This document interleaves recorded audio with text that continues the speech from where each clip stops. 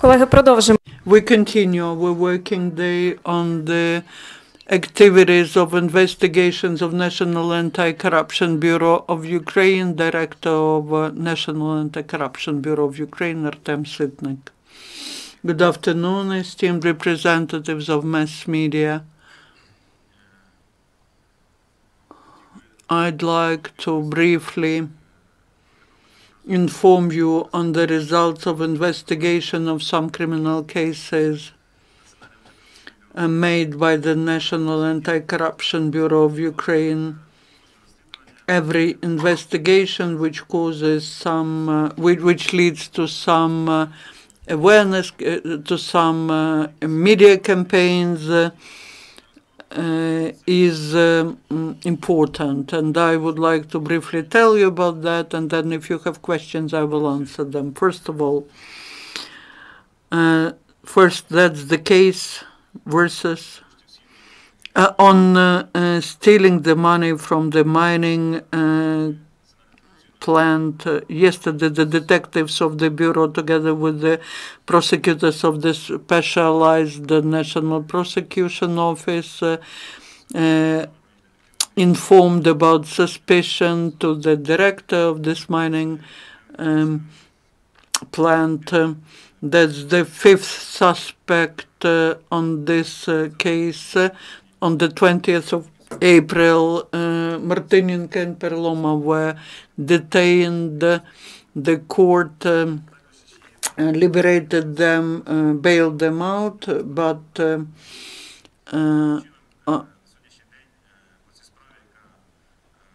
so talking about the case which is in this final stage, we have 5 suspects in this case, and it's about stealing $17 million during procurement of urine concentrate at higher prices via Austrian intermediary company. If you can show the scheme on the screen, we wrote about that several times. We showed it. That's where the circumstances of the crime committed are described, taking into account the secrecy of the investigation. If you analyze the scheme, then you will see that there are no speculations.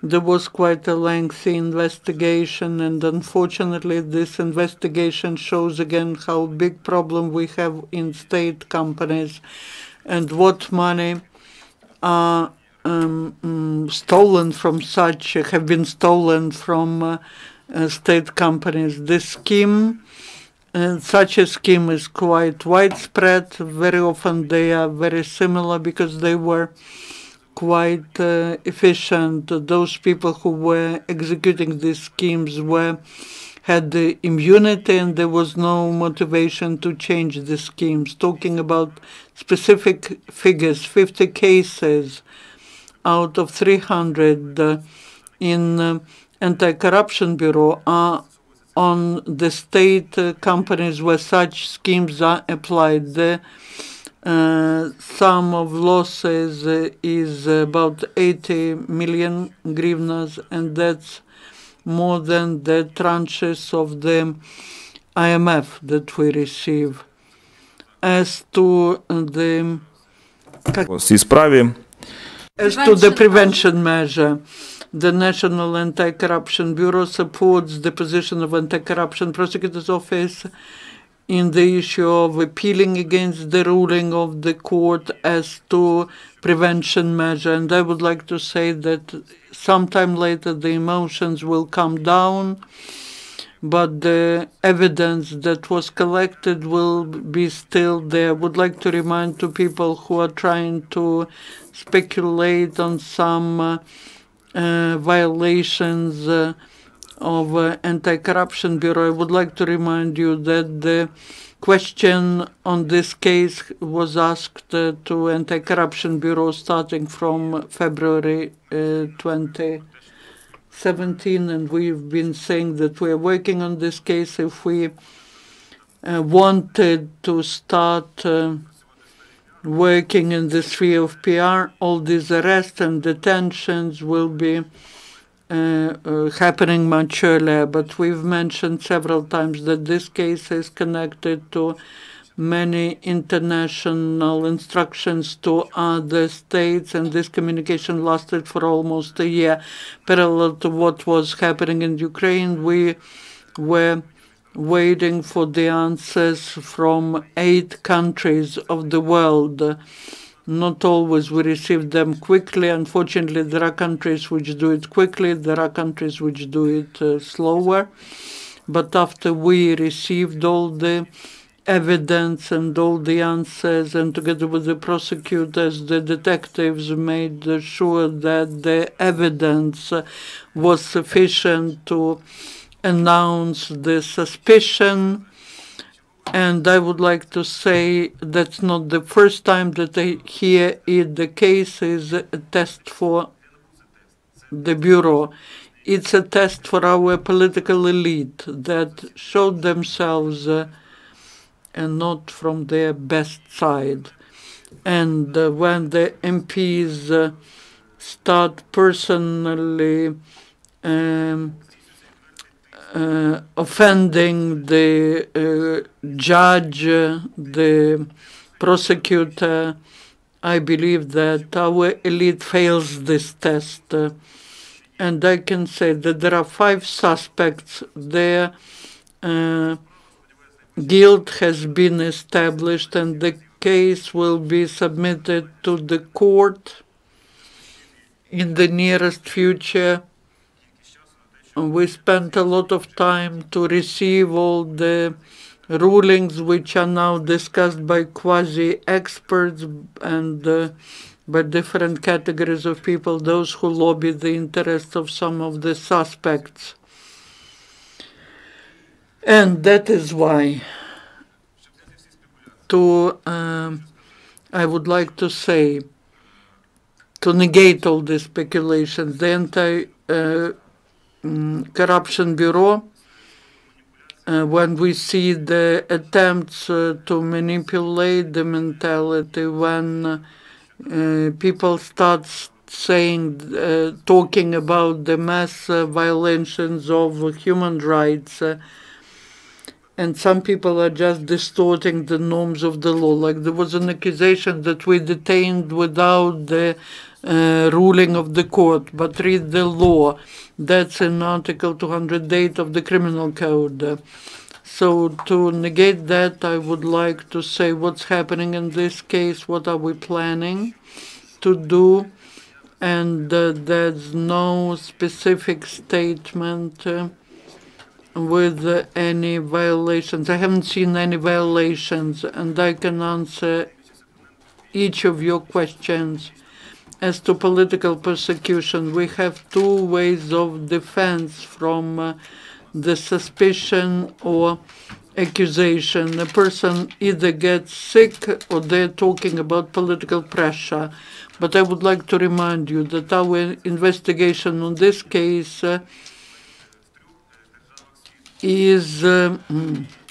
goes in parallel with investigations in 3 countries of the world. Talking about political persecution, we cannot imagine how the investigators in other countries are also involved into political persecution. So now, instead of working within the code of procedures, the defense goes to Facebook, to mass media, and that's why we need to make such statements so that the community, the public understands what's happening and how it should end up. Also, I'd like to say that I read the versions why this case is investigated, and I was accused to be the agent of the Department of State and agent of Kremlin. I was astonished to read such things, but what I would like to say, that's not the only investigation of Anti-Corruption Bureau. We now transferred the suspicion to the head of the Central Election Commission, and we are ready to transfer all our evidence that we collected. Also, I read the version that the investigation of the case on Martinenko and others is an attempt to draw your attention away from the failure of the case against the head of the fiscal service. Most of the investigators' actions took place before the detention, part of them after the detention.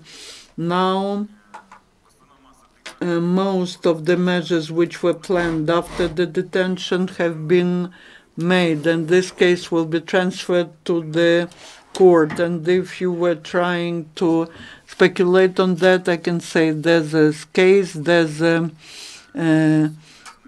prevention measure, there are activities which allow us to control the behavior of the suspect, and there's an evidence which allows us to transfer this case to the court. Also, I'd like to say that recently there was again the topic about Judge Charles. In line with our information, he now stays in Moldova in rent apartment. The detective from Anti-Corruption Bureau visited Moldova to meet with Charles, but he rejected to meet with our detective and even did not answer to the question why he applied for political shelter in Moldova. As for me, it is the very simple case about bribe, which is well documented, and that's it. Now I'm open to your questions. Thank you, Artem. Please ask your questions and mention whom you represent. Ukrainski Novin Artem Sytnyk. I have a question about Martinenko case. Whether there were any delays in signing the suspicion and handling the suspicion, and why the activists were not present in court hearings, and the court managed to make a decision in the absence of activists. I do not have any procedural power. I cannot make pressure upon a judge. There were many speculations about the personality of a judge that we were able to influence the ruling of a judge, etc. But I should say that judges usually take our evidence and proofs into consideration and make the ruling which coincides with our position. As for me, I am unable to influence the judge first, and I cannot influence the civic activists, of course. And the second question was about the ruling in absence of public. The prosecutors lawfully requested that all their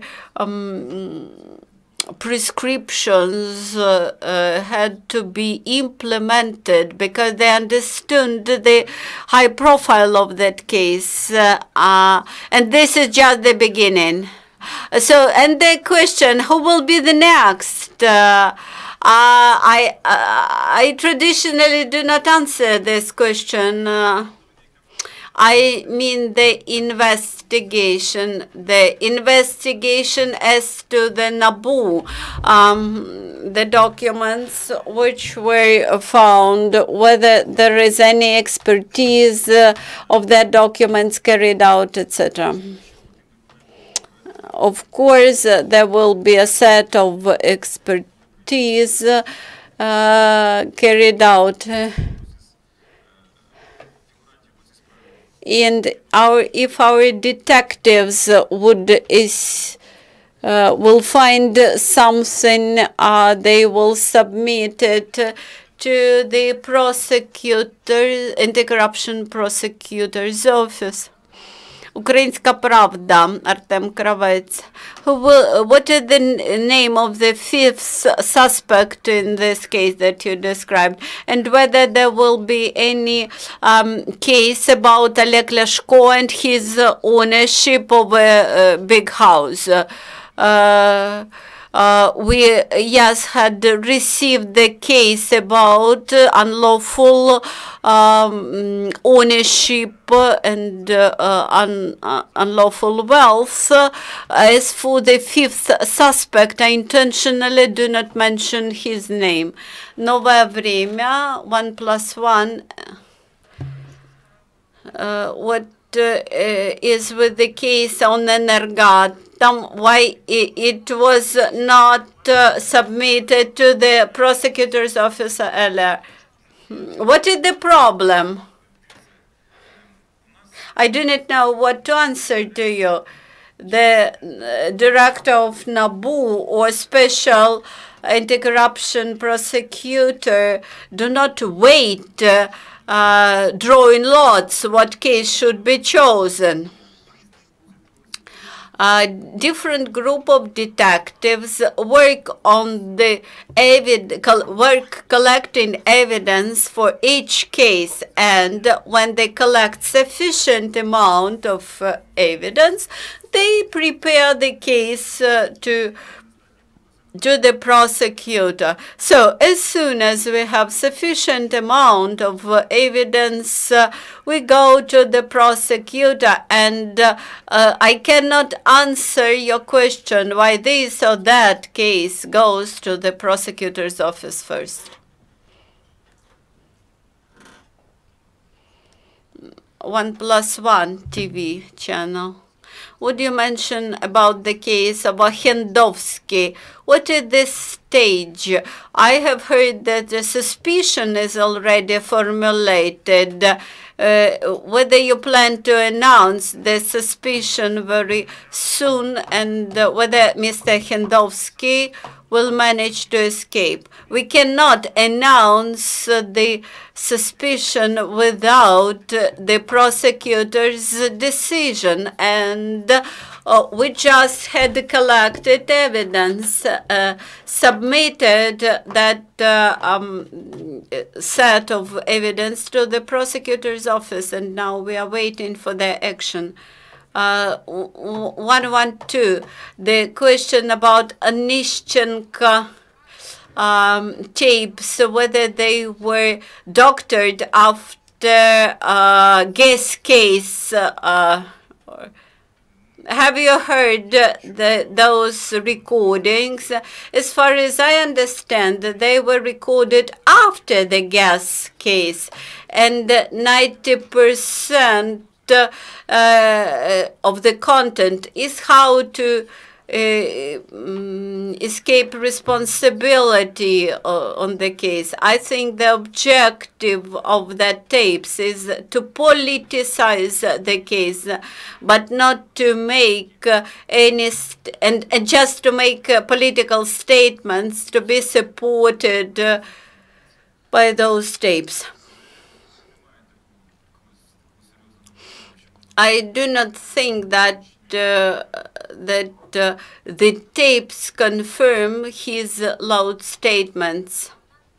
ONN news agency, whether NABU has any cases related to the road construction and abuse of financial powers in course of road building, because many road building companies participate in very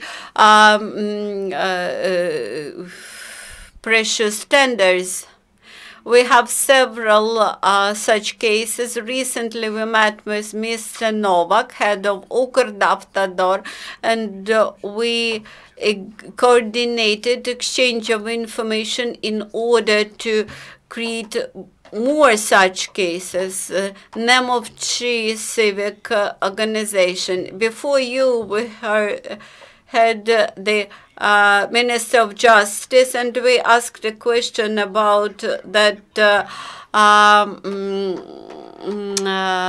protection of Mr.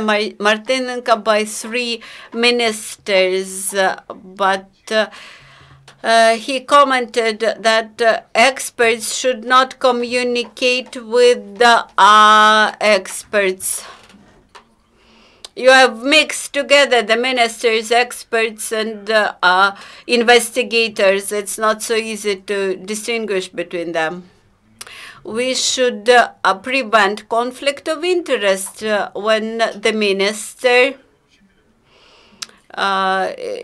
is like a trustee for the suspect. The anti-corruption law speaks clearly about the conflict of interest, and we should study carefully this law to understand whether there is a conflict of interest when an active minister becomes a trustee of a suspect in loud political case.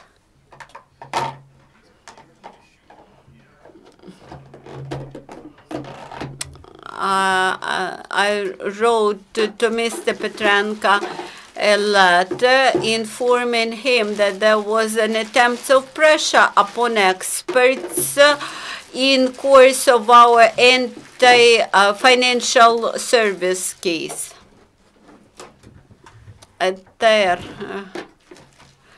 Now coming back to Chow's topic, whether you hope to get Mr. Chow's back to Ukraine.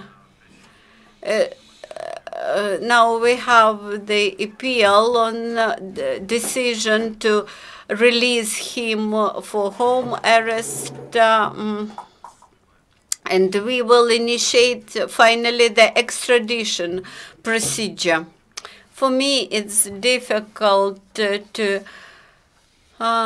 say that this is political case. Thank you, Mr. Sytnyk. Thank you for your questions. The next event will be in 3 minutes here.